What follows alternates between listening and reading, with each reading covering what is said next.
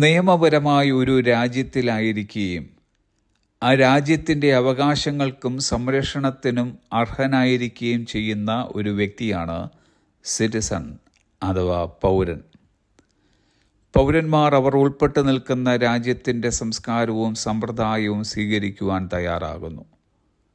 നാം ഓരോരുത്തരും ഇന്ത്യയിൽ ജനിച്ചു എന്നതിനാൽ ഇന്ത്യൻ പൗരന്മാരാണ്.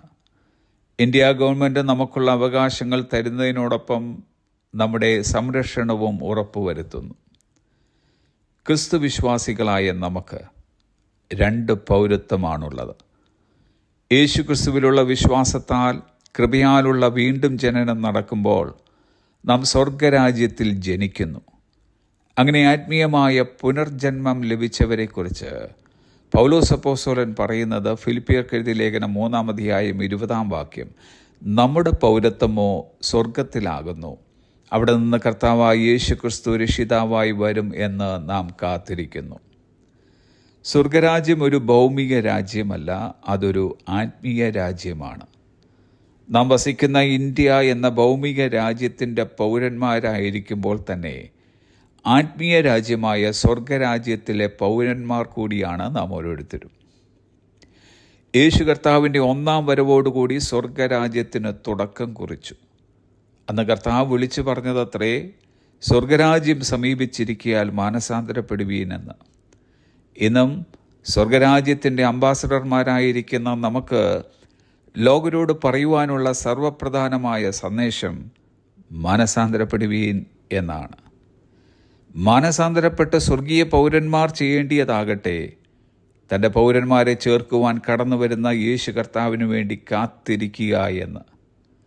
യേശു കർത്താവ് ഇങ്ങനെ പറഞ്ഞു. മത്തായിയുടെ സുവിശേഷം 24-ാം അധ്യായത്തിൻ്റെ 42-ാമത്തെ വാക്യം, നിങ്ങളുടെ കർത്താവ് ഏത് ദിവസത്തിൽ വരുന്നു എന്ന് നിങ്ങൾ അറിയായിക കൊണ്ട് ഉണർന്നിരിപ്പീൻ. വാക്യം 44, അങ്ങനെ നിങ്ങൾ നനയ്ക്കാത്ത നാഴികയിൽ മനുഷ്യപുത്രൻ വരുന്നതുകൊണ്ട് നിങ്ങൾ ഒരുങ്ങിയിരിപ്പീൻ. സ്വർഗീയ പൗരന്മാർ ശ്രദ്ധിക്കേണ്ടിയ 2 കാര്യങ്ങൾ: 1, ഉണർന്നിരിപ്പീൻ; 2, ഒരുങ്ങിയിരിപ്പീൻ. ഉണർന്നിരിക്കുക എന്ന് വെച്ചാൽ ആത്മീയമായി ഉറങ്ങിപ്പോകാതെ ജാഗ്രതയോടിരിക്കുക എന്നർത്ഥം. ഒരുങ്ങിയിരിക്കുക എന്ന് വെച്ചാൽ പരിശുദ്ധാത്മാവിൻ്റെ എണ്ണയാൽ യേശു കർത്താവ് നമ്മിൽ കത്തിച്ചതായ വിളക്ക് എപ്പോഴും കത്തിക്കൊണ്ടിരിക്കണമെന്നാണ്. എഫെസ്യർക്കെഴുതിയ ലേഖനം 2-ാം അധ്യായം 19-ാം വാക്യം, ആകയാൽ നിങ്ങൾ ഇനി അന്യന്മാരും പരദേശികളുമല്ല, വിശുദ്ധന്മാരുടെ സഹപൗരന്മാരും ദൈവത്തിൻ്റെ ഭവനക്കാരും അത്രേ.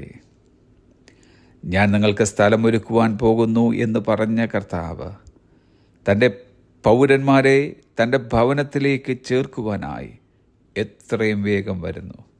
നമുക്കതിനായി ഉണർന്നിരിക്കാം, ഒരുങ്ങിയിരിക്കാം. Have a blessed day.